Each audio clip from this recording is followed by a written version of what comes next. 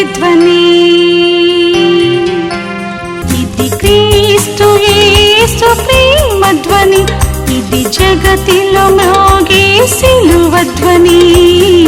పిలుచుచున్నది ప్రతి వారిని, వినుమా విశ్వసించుమా.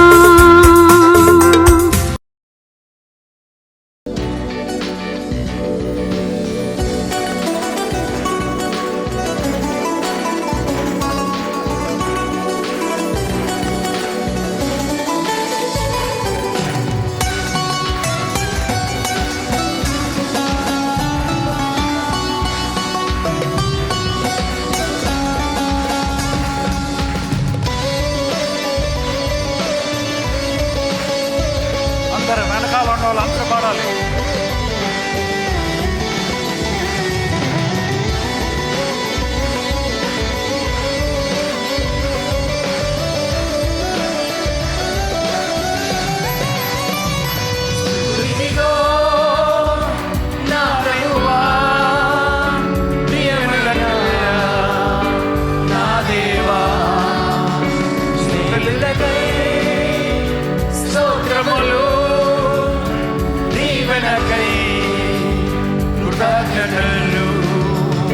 స్తుతులివిగో నా ప్రభువా, ప్రియమైన నా దేవా, మేలులకై స్తోత్రములు, దీవెనకై కృతజ్ఞతలు. శుద్ధుడా పరిశుద్ధుడా నిన్నే కీర్తించెదను, పూర్ణుడా పరిపూర్ణుడా నిన్నే కొలిచెదను. శుద్ధుడా పరిశుద్ధుడా నిన్నే కీర్తించెదను, పూర్ణుడా పరిపూర్ణుడా నిన్నే కొలిచెదను. ఎగదగమైనది నీ స్నేహం, వివరించలేనిది నీ త్యాగం. ఎంత ఘనమైనది నీ స్నేహం, వివరించలేనిది నీ త్యాగం. నన్ను ప్రేమించు ప్రియనేస్తమా, స్తుతులిలో నా ప్రభువా, ప్రియమైన నా దేవా, మేలులకై స్తోత్రములు, దీవెనకై కృతజ్ఞతలు.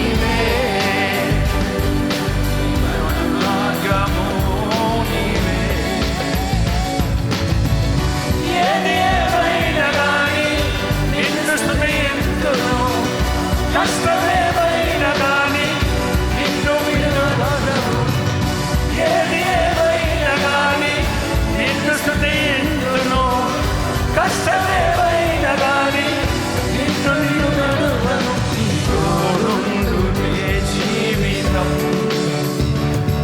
నీ తోడుండుటే ధన్యము. స్తుతులివిగో నా దేవా, ప్రియమైన నా దేవా, మేలులకై స్తోత్రములు, దీవెనకై కృతజ్ఞతలు. స్తుతులివిగో నా ప్రభువా, ప్రియమైన నా దేవా, మేలులకై స్తోత్రములు, దీవెనకై కృతజ్ఞతలు.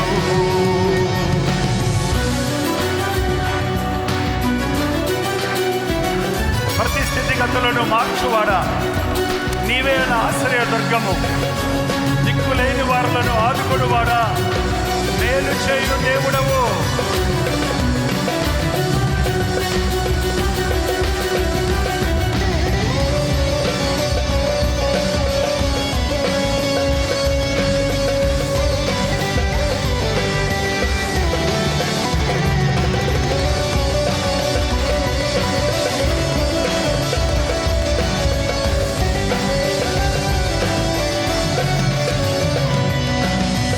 ప్రతి స్థితిగతులను మార్చువాడా, నీవే ఆశ్రయదుర్గము, దిక్కులేని వారులను ఆదుకొనువాడా, మేలు చేయు దేవుడవు. ప్రతి స్థితిగతులను మార్చువాడా, నీవే ఆశ్రయదుర్గము, దిక్కులేని వారులను ఆదుకొనువాడా, మేలు చేయు దేవుడవు. ఓ రాజా, రాజా నీవే, నా రక్షణ కేడము నీవే. ఓ ప్రభువా, నా ప్రభువా నీవే, నా ఆశ్రయ దుర్గము నీవే. ఓ రాజా, రాజా నీవే, నా రక్షణ కేడము నీవే. ఓ ప్రభువా, నా ప్రభువా నీవే, నా ఆశ్రయ దుర్గము నీవే. బాసరేని నన్ను అంతగా చేసితివే, యోధిసేని నన్ను అంతగా చేసితివే, బాసరేయున్న నన్ను బిడ్డగా చేసితివే, యోగ్యతలేని నన్ను అరుణిగా చేసితివే. నా రుణం తీర్చుదను, నా సర్వం నీకే అంకితం. స్తుతులివిగో నా దేవా, దేవులకై నా దేవా, దేవులకై స్తోత్రములు, దీవెనకై కృతజ్ఞతలు. స్తుతులివిగో నా ప్రభువా, ప్రియమైన నా దేవా, మేలులకై స్తోత్రములు, దీవెనకై కృతజ్ఞతలు. శుద్ధుడా, పరిశుద్ధుడా నిన్నే కీర్తించెదను, పూర్ణుడా, పరిపూర్ణుడా నిన్నే కొలిచెదను. శుద్ధుడా, పరిశుద్ధుడా నిన్నే కీర్తించెదను, పూర్ణుడా, పరిపూర్ణుడా నిన్నే కొలిచెదను. ఎంత ఘనమైనది నీ స్నేహం, ఎంత ఘనమైనది నీ త్యాగం, ఎంత ఘనమైనది నీ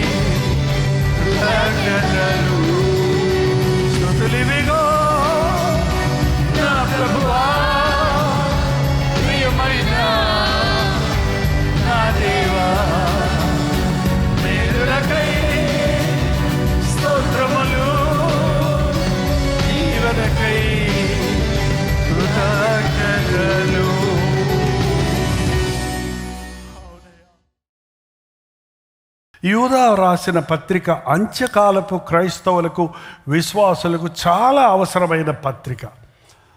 అంత్య దినములలో ఏం జరగబోతున్నదన్న సంగతిని, ఎలాంటి పరిస్థితులు కలుగుతాయి, అటువంటి పరిస్థితుల్లో దేవుడు ఎలా రియాక్ట్ అవుతాడు, ఏం చేస్తాడు అనే విషయాలు ఇక్కడ రాయబడుతూ ఉన్నాయి. మనకి వర్స్ బై వర్స్ వెళ్ళడానికి టైం చాలదు, కానీ ముఖ్యమైన అంశాలతో పరిగెత్తుకుంటూ ముందుకు వెళ్తే అక్కడక్కడ ఆగి దేవుని మాటలు మన గుండెను పట్టుకున్నట్లుగా కనిపెడదాం.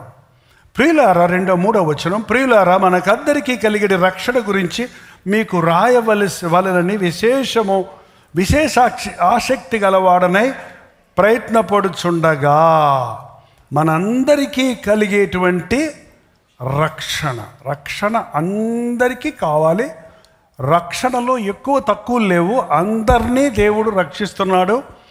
అందరినీ తన వారసులు అవడానికి, తన రాజ్య వారసులు అవడానికి రక్షిస్తున్నాడు. పాప బంధకముల నుండి, అపవాది బంధకముల నుండి మనల్ని విమోచించుటకే ఈ లోకంలోనికి వచ్చి ఉన్నాడు. కానీ రక్షించడానికి, ఈ రోజున రక్షించబడడానికి సాధనం ఏంటంటే, పరిశుద్ధులకు ఒక్కసారే అప్పగించబడిన బోధ నిమిత్తము మీరు పోరాడబడనని మిమ్మల్ని వేడుకొనుచు మీకు రాయవలసి ఉన్నది. రక్షించబడడానికి మనుషుడు బోధించబడాలి.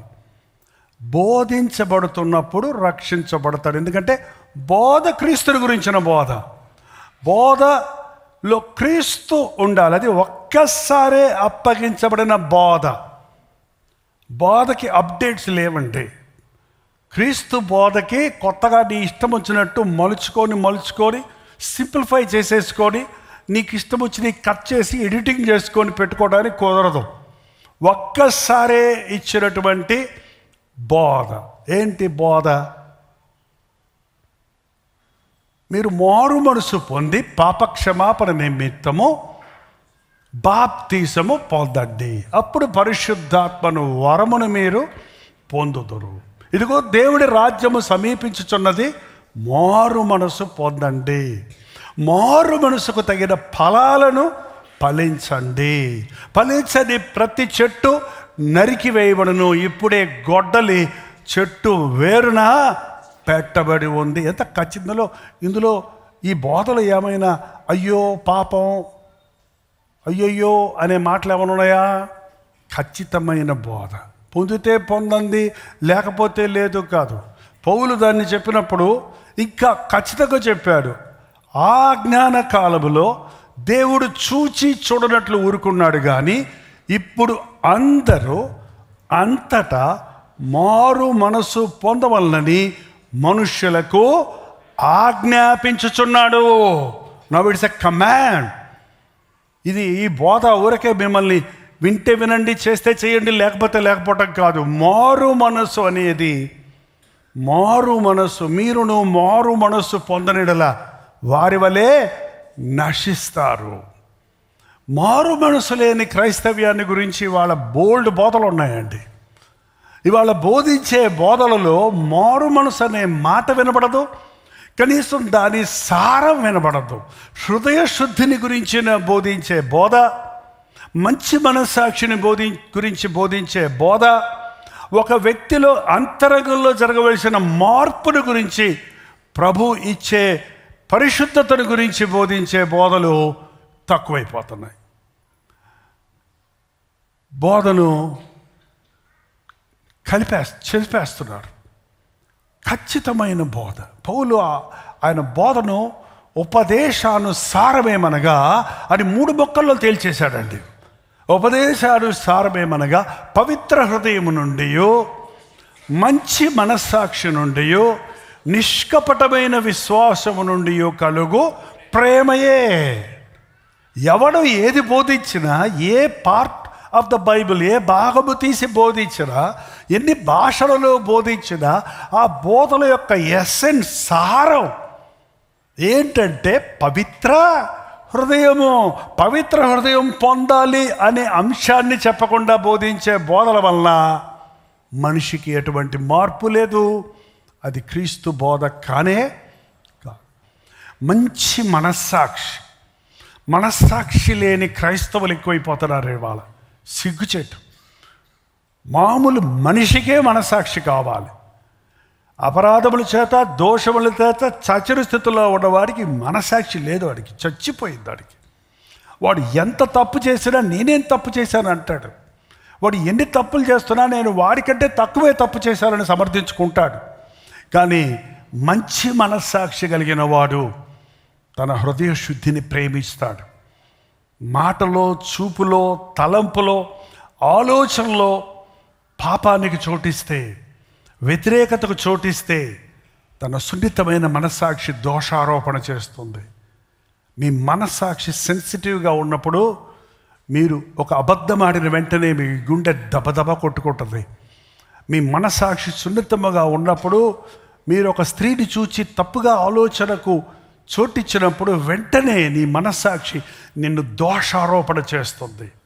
నాకు అర్థం కావట్లేదు, ఈ రోజుల్లో ఎంతోమంది రక్షించబడ్డామని చెప్పుకునే అబ్బాయిలు, అమ్మాయిలు, చర్చికి వచ్చే యవనస్తులు ఈ రోజులో లవ్ అఫైర్స్లో ఇన్వాల్వ్ అవుతున్నారంట. అమ్మాయిలతో మాట్లాడుకుంటారు, అబ్బాయిలతో మాట్లాడుకుంటారు, మళ్ళీ మందిరానికి వచ్చి కూర్చుంటారు, మంచిగా పాటలు పాడతారు. హృదయశుద్ధి లేకుండా, నీ మనస్సాక్షిని సరిచేసుకోకుండా, నువ్వు పొరపాటు చేస్తే దాన్ని ఒప్పుకోకుండా, దాని విషయమై ఒక పరిష్కారం పొందకుండా నువ్వు తప్పైనటువంటి ఆశతోనే ఉన్నావంటే నీ మనస్సాక్షి దేవునితో సరలేదు.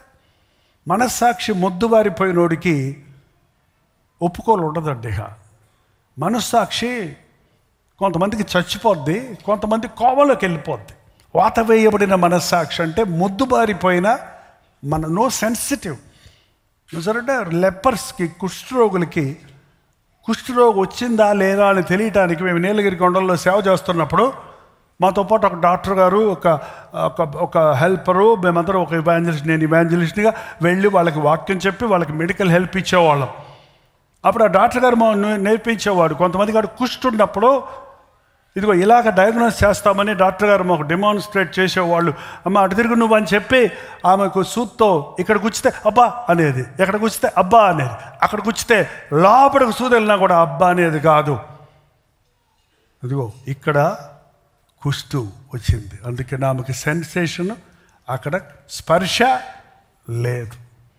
పాపపు కుష్ఠున్నోడికి మనసాక్షి పనిచేయదు, గుచ్చదు. తప్పు చేసినా కూడా నేనేం చేశాను అన్నట్టుగా గంభీరంగా ఉంటాడు. మనసాక్షి చచ్చిన స్థితిలో ఎవరైనా ఉంటే ఇట్స్ వెరీ డిఫికల్ట్ అండి. మీతోటి చచ్చే స్థితిలోకి వెళ్ళిపోకండి.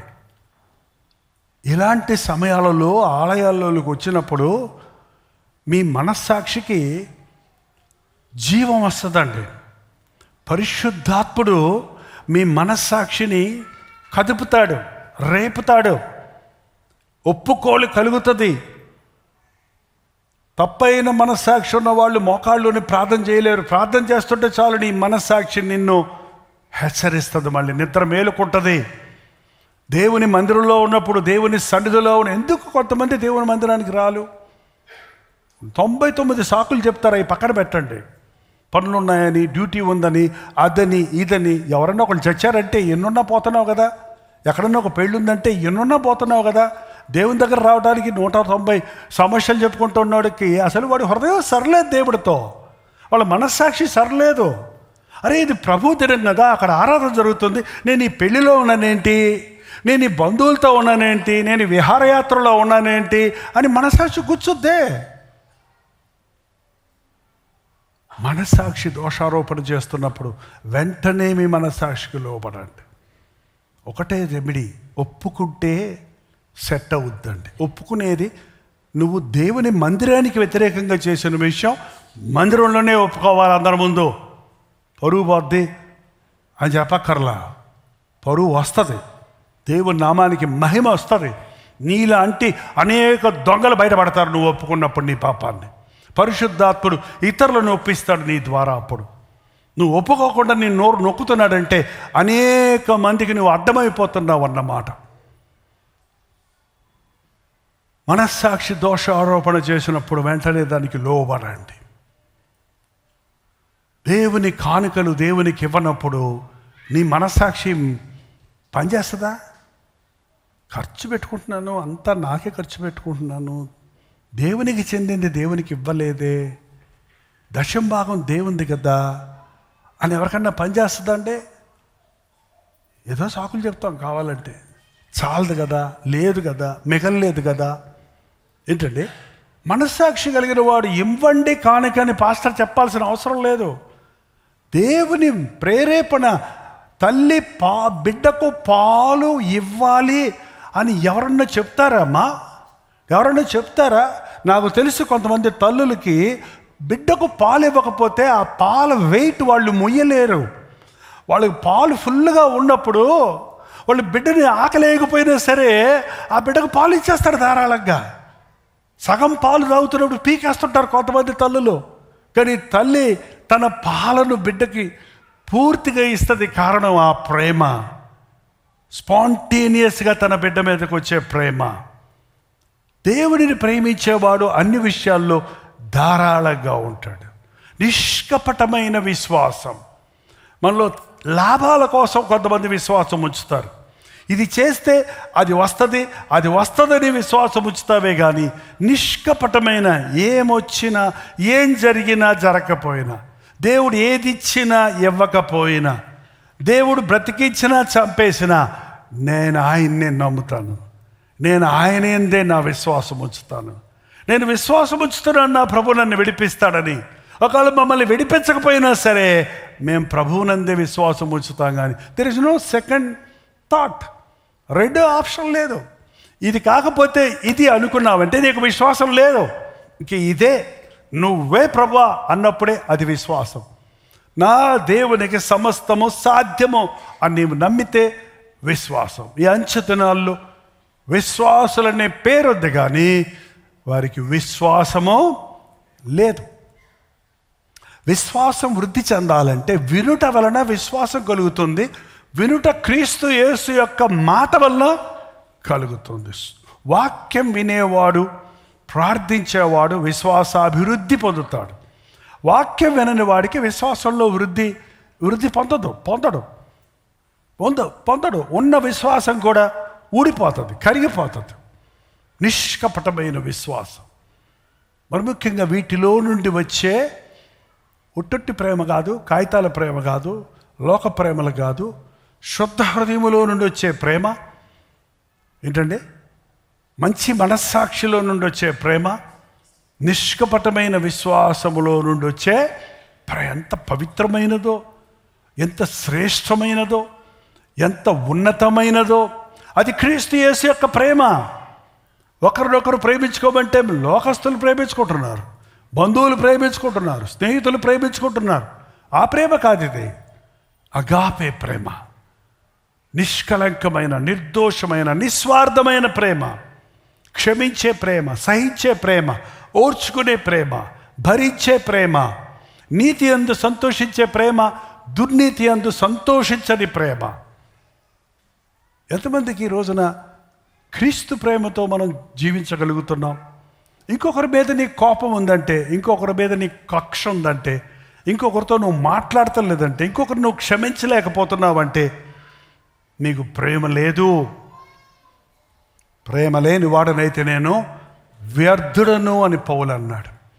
ఈ వాక్య సారం, ఒకేసారి ఇవ్వబడిన వాక్య సారం, పవిత్ర హృదయం, మంచి మనస్సాక్షి, మారు మనసు, నిష్కపటమైన విశ్వాసం, ప్రేమ కలిగి జీవించటం. ఈ బోధకు ఏమి మార్పులు చేర్పులు లేవో. ఇంత కష్టంగా ఉండలేకపోతున్నారు వీళ్ళు, కొంచెం తగ్గిద్దాములే మన స్టాండర్డ్స్ అనుకునేవాడు కాదండి దేవుడు. ఆయన స్టాండర్డ్స్లో మనం బ్రతకాలి. బ్రతికించేవాడు ఆయనే. మనల్ని ఆ స్థాయిలో ఆయనలాగా చేయటం కొరకే ఆయన పరలోకం నుండి దిగి వచ్చి మన బలహీనతలు ఆయన భరించాడు సిలువలో. మన బలహీనతలు, మన రోగాలు, మన శాపాన్ని ఆయన సిలువలో భరించి ఆయన ద్వారా ఈరోజు నీవు నేను బలపడటానికి, అపవాదిని ఎదిరించడానికి, పరిశుద్ధంగా జీవించడానికి దేవుడు అవకాశం ఇస్తున్నాడు. ఇది నిజమైన క్రైస్తవ బోధ, నిజమైన క్రైస్తవ జీవితం. ఆ అప్పగించబడిన ఆ బోధను కాపాడుటకు మీరు పోరాడవలెను. ఏంటండి, ఖచ్చితమైన బోధ చేసే పాస్టర్ గారులు అంటే మనుషులు ఎక్కువ రారండి, ఒకటే సింబల్. ఖచ్చితమైన బోధ జరిగే ఆలయాల్లో ఎక్కువ మంది ఉండరు, ఎక్కువ మంది ఉండలేరు. ఉంటే ఉంటారు, వస్తే వస్తారు, కానీ దే కెనాట్ కంటిన్యూ. ఏదో ఒక ఆర్భాటంగా ఒక ప్రత్యేకమైన రోజో, ఒక పండగ రోజో, ఒక రివైవల్ మీటింగ్ అప్పుడో ఎక్కువ మంది రావచ్చు, కానీ స్టడీగా మిగిలిపోయే ఫిల్టర్ అయిన తర్వాత ఉంటారు చూడండి, ఉపవాస ప్రార్థనకు వచ్చే వాళ్ళు ఉంటారు చూడండి, వాళ్ళు జెన్యువైన్ పీపుల్, వాళ్ళు ఖచ్చితమైన బోధ పట్టుకున్న వాళ్ళు విశ్వాసం కలిగిన వారు శుద్ధ హృదయాన్ని కాపాడుకునేవారు. మిగిలిన వాళ్ళందరూ పొట్టులాగా ఎగిరిపోతారు ఏదో ఒక రోజు.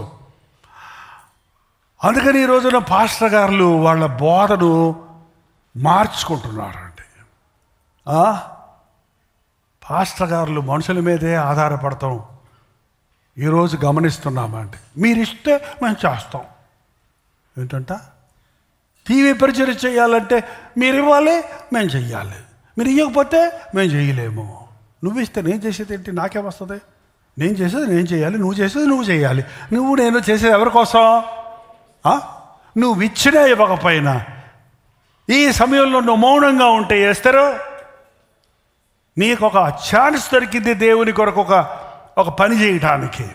రాజుగారి దగ్గరికి వెళ్ళి చెప్పే విషయం అంటే పోవటానికి కుదరదు, ఆయనకు అసలే కోపిస్తోడు, సమ్మతి లేకుండా అనుమతి లేకుండా పోతే చంపేస్తాడు అంటే ఈ సమయంలో నువ్వు మౌనంగా ఉంటే యూదులకు సహాయమో మరో దిక్కు నుంచి వస్తుంది.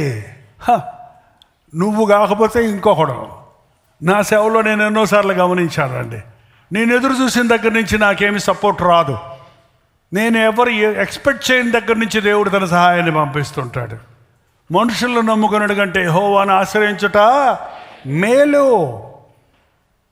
ఎంతసేపు కానుకల కోసం మనుషుల్ని పొగిడే పాస్టర్ అంటాడా ఏంటండి?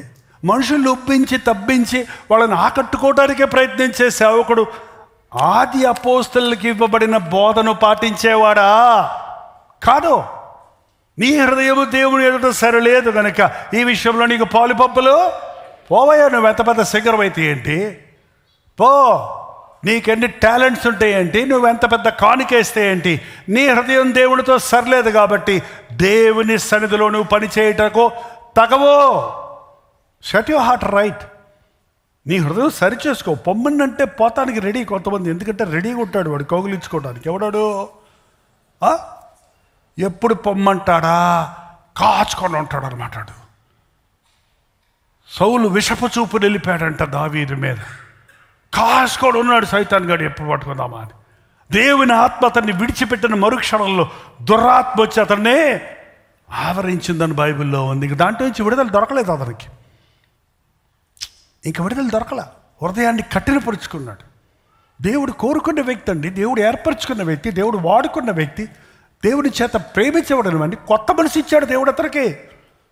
చదవండి, సమూయేలును విడిచినప్పుడు సమూయేలు దగ్గర నుంచి తిరుగగా దేవుడు అతనికి కొత్త మనసు ఇచ్చాను. ఆనాడే ఆ సూచనలు కనబడ్డాయి. కొత్త హృదయాన్ని, రక్షణ హృదయాన్ని కాపాడుకోలేదు. అహంకారానికి చోటిచ్చాడు, అవిధేయతకు చోటిచ్చాడు. అంచెలంచెలుగా దేవునికి దూరమై అసూయకు, ద్వేషానికి చోటిచ్చి సాతాన్ని ఆహ్వానించుకున్నాడు గుండెల్లోనికి. భ్రష్టుడైపోయాడు. చివరికి తన చేతులారా తన ప్రాణాన్ని తీసుకునే స్థాయికి దిగజారిపోయాడు. తన కత్తి మీద తాను పడి చచ్చాడు. ఎంత భయంకరమండి.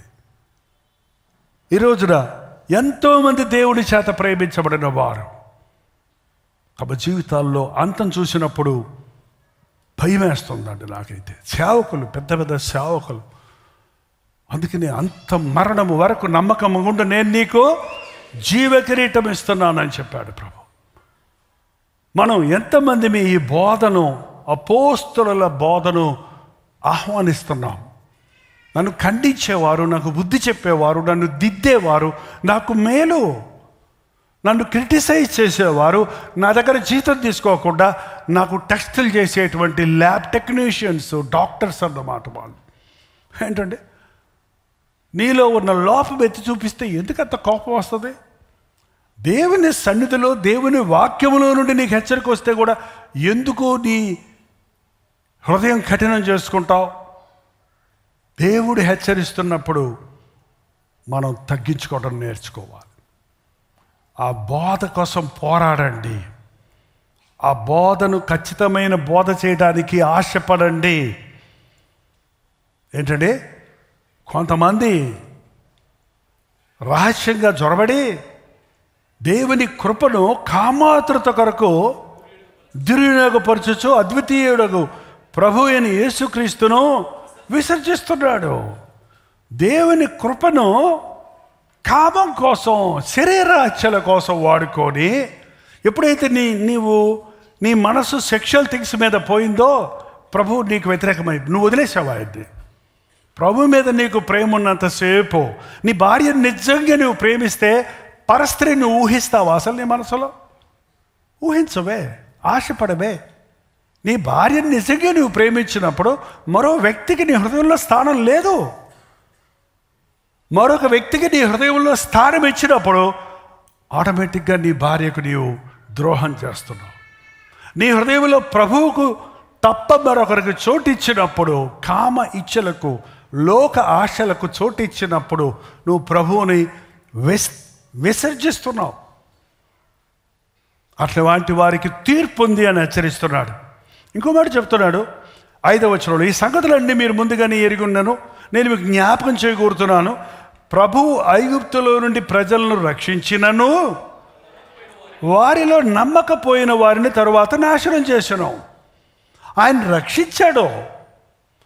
చాలామంది చెప్తారు ఇవాళ, నువ్వు రక్షించబడ్డావా? రక్షించబడ్డానండి. ఇవాళ చాలామంది చెప్తున్నారు, బాప్తిసం పొందావా? 10 ఏళ్ళు అయిందండి. ప్రభు బల తీసుకుంటున్నావా? నెల తీసుకుంటున్నానండి. ఏంటండి అన్నీ బాగానే ఉన్నాయి, కానీ హృదయం సరిలేదు. నువ్వెప్పుడో రక్షించబడ్డావు, నీ రక్షణ ఎప్పుడో పోగొట్టుకున్నావు, నీ తెలియలేదు. నీవు తెలుసుకునేలోగా అది ఇట్ ఈస్ టూ లేట్.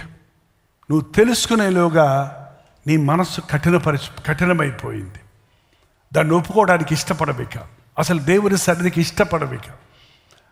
ఈ మధ్యకాలంలో మనం కేరళ సర్వీస్కి వెళ్తామని మా పాస్టర్ గారు మాటికి నన్ను అడుగుతుంటే నేను కొంచెం హోల్డ్ ఆన్ అని చెప్తున్నా, ఆగండి అంటున్నా.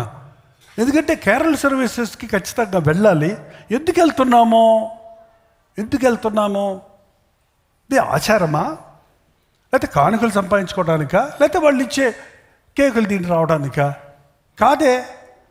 ప్రతి ఇంటిలో ఉన్న వారిని ఎంక్వైరీ చేసి వారు ఎక్కడున్నారు, వారు చర్చికి వస్తున్నారా లేదా, వారి హృదయం ఎలాగుంది, ఖచ్చితంగా వాళ్ళందరూ ఒకప్పుడు రక్షించబడ్డ వాళ్ళే.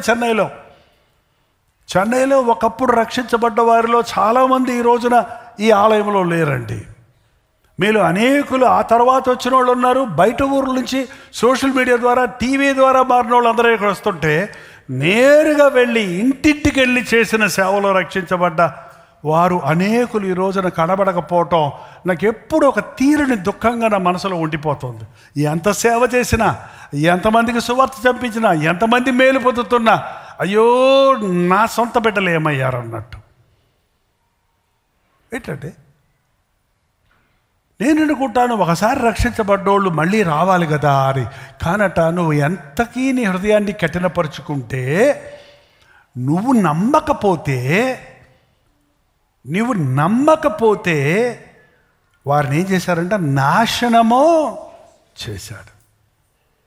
అన్ని అద్భుతాలు చేసి ఐగుప్తులో నుంచి బయటికి రప్పించాడండి. కానీ వాళ్ళు నమ్మకుండా విసిగించారు దారి పొడుగునా. 1 రోజా, 2 రోజులా, 1 సారా, 2 సార్లా,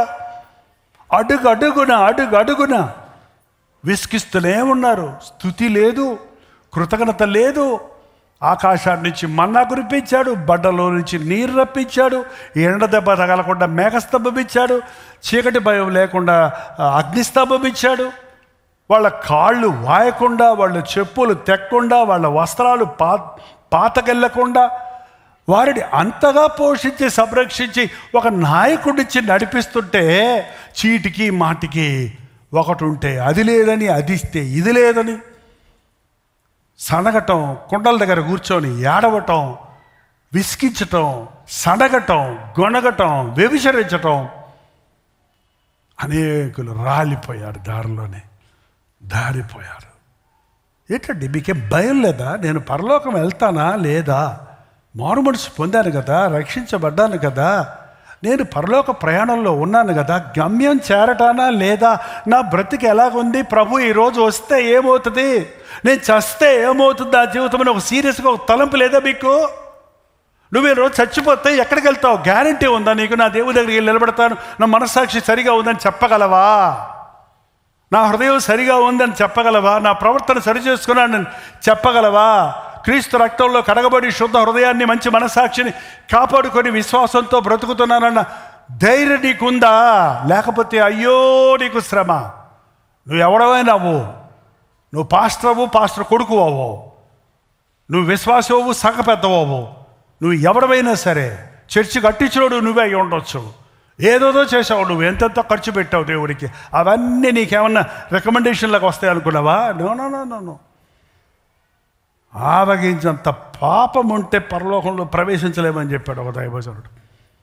నీ హృదయం దోషారోపణ చేసేది ఒకటి, కడుక్కోకపోతే అక్కడ కడుక్కునే అవకాశం లేదు. కడగబడిన వారు, సిద్ధపడిన వారు మాత్రమే ప్రభు వచ్చినప్పుడు ఎత్తబడతారు. స్పష్టంగా రాయబడి ఉంది. సిద్ధపడలేదు, నూనె తక్కువ ఉందని పరిగెత్తుకుంటూ అటు ఇటు పోయారు. వాళ్ళు వచ్చేటప్పుడు తలుపు మూసారు.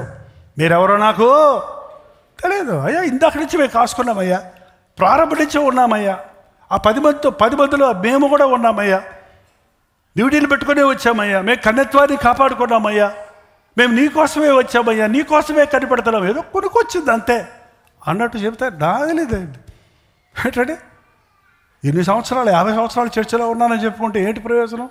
బాప్తిసం పొంది 30 సంవత్సరాలు అయిందంటే ఏంటి ప్రయోజనం? 53 సంవత్సరాలు సేవ చేస్తున్నాను నేనంటే అదేమన్నా నా క్వాలిఫికేషన్ అనుకున్నారా పరలోకం వెళ్ళటానికి? గొప్ప దైవశ్వరుడు బిల్లీ గ్రహాం అన్ని దేశాల్లో సేవ చేసి అన్ని ఆత్మలను సంపాదించిన ఆయన ఓ మాట అన్నాడు ఒకసారి, పరలోకంలో కాలు పెట్టుకోవటానికి నాకు చోటు దొరికిన I'm the most privileged person, ఆ భాగ్యం నాకు చాలు అనేవాడు అంటండి.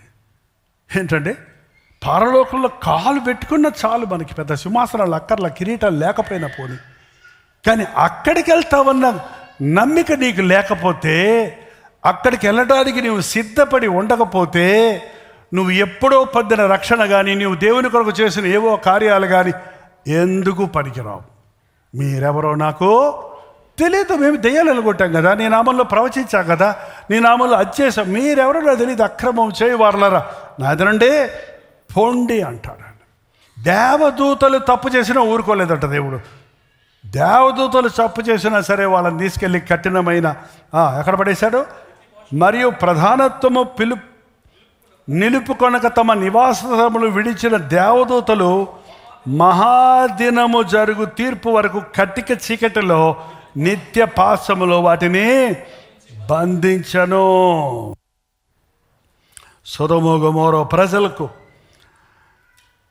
వారు చేస్తున్న వ్యభిచార, చూడండి ఆ ఈ 7వ వచనం చదువుతున్నాను చూడండి, ఆ ప్రకారమే సొదొమ గొమొర్రాలు వాటి చుట్టూనున్న పట్టణములను వీరి వలనే వ్యభిచారము చేయొచ్చు పరశరీరానుసారులైనందున. What is it? శరీరానుసారులు, ఇతరులను ముట్టుకోవాలని, రాసుకోవాలని. ఏంటంటే అది వ్యభిచారం కాదనుకుంటున్నారు. మేము అంత నీచమైన వ్యభిచారం చేయలేదండి, ఏదో రాసుకుంటున్నాం, పూసుకుంటున్నాం, మాట్లాడుకుంటున్నాం. ఏమండి ఎంత స్పష్టంగా చూడండి,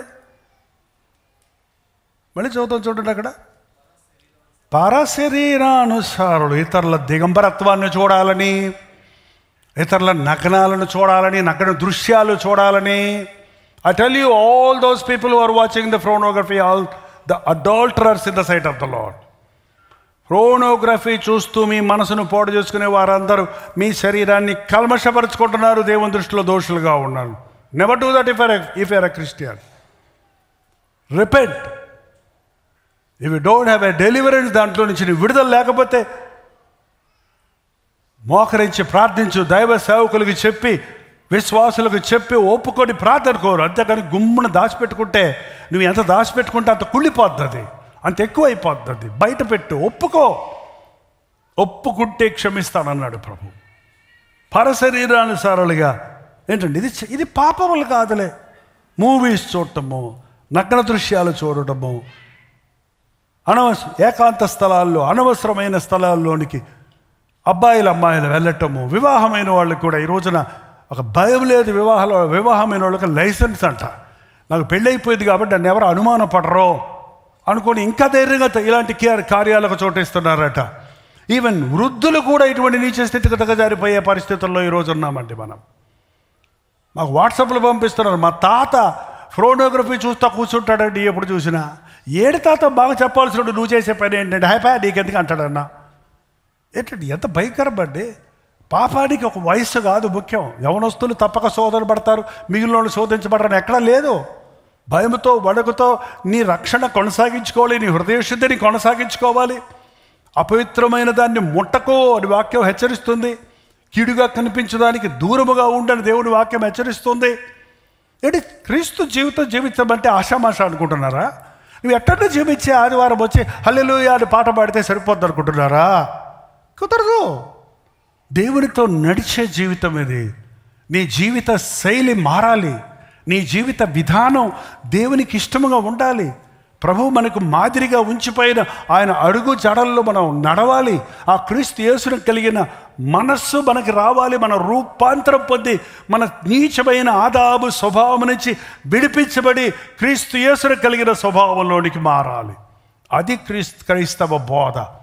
అందుకు చర్చి జరిపించేది, అందుకు ఉద్యోగ సభలు పెట్టేది, అందుకు సువార్త చెప్పేది. ఒక వ్యక్తిని బొచగించడానికి కాదు, ఒక వ్యక్తిని ఉబ్బించడానికి కాదు, ఒక వ్యక్తిని ఖండించి ఆ వ్యక్తిలో ఉన్న నీచ స్థితి నుంచి అతన్ని విడిపించటానికి దేవదూతలను కూడా కటిక చీకట్లో పెట్టాడు. వ్యభిచారాన్ని ఎంత మాత్రం సహించడండి.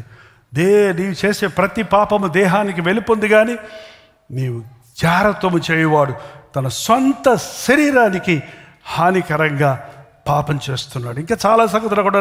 కానీ ఇక్కడ 11వ వచనంలోకి వెళ్తే అయ్యో వారికి శ్రమ. ఎవరికి శ్రమ? ఎవరికి శ్రమ?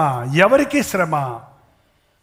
మీరు యెషయా గ్రంథం 5వ అధ్యాయం చూస్తే యెషయా ప్రవచించిన ఆ ప్రవచనంలో నీకు శ్రమ, మీకు శ్రమ, మీకు శ్రమ, మీకు శ్రమ అని ఎన్నిసార్లు ఉందో చూడండి. యెషయా గ్రంథం 5వ అధ్యాయం, యెషయా గ్రంథం 5వ అధ్యాయం కొన్ని వచనాలు మాత్రం చదువుతున్నాను. 11వ వచనం, మద్యము తాగుదుమని వేకువనే లేచి ద్రాక్షరసము తమ మంట పుట్టించు వరకు చాలా రాత్రి వరకు పానము చేయవారికి శ్రమ. త్రాగుబోతులకు శ్రమ. తాగుబోతులు పొద్దున్నే తాగుతారా అండి? ఎవరన్నా పొద్దున్నే కాఫీ కదా తాగేది, పొద్దునే తాగుతారా? నేను కారమడై అనే ఊరిలో ఉన్నప్పుడు చెన్నైలో, తమిళనాడులో ఆ పొద్దున్నే లేచి చాలామంది గుంపులుగా పోతుంటే ఏంటంటే పాల ప్యాకెట్ కొంటే పోతున్నారా అని అడిగాను నా పక్కన ఉన్నోడిని. అడిగితే లేదండి వాళ్ళు కళ్ళు కొనుక్కోవడానికి వెళ్తున్నారు. కళ్ళు, సారాయి బాటిళ్ళు పొద్దునే వాళ్ళకి బ్రేక్ఫాస్ట్ అదేనట్టండి. ఎప్పుడు దాకా తాగుతారు? పొద్దున్న తాగినోడు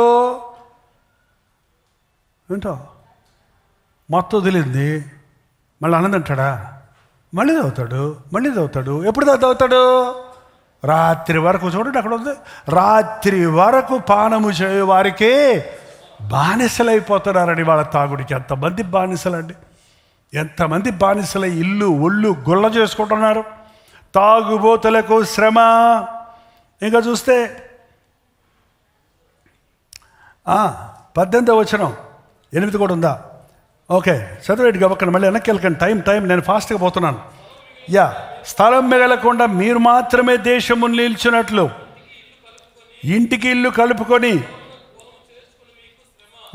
నీ పక్కింటోడు నీకే కావాలి ఆ స్థలం, నీ వెనకాల ఇంటోడిది నీవే సంపాదించాలి, ఏదోలాగా వాడి మీద కేసు పెట్టాలి, కబ్జాలు చెయ్యాలి.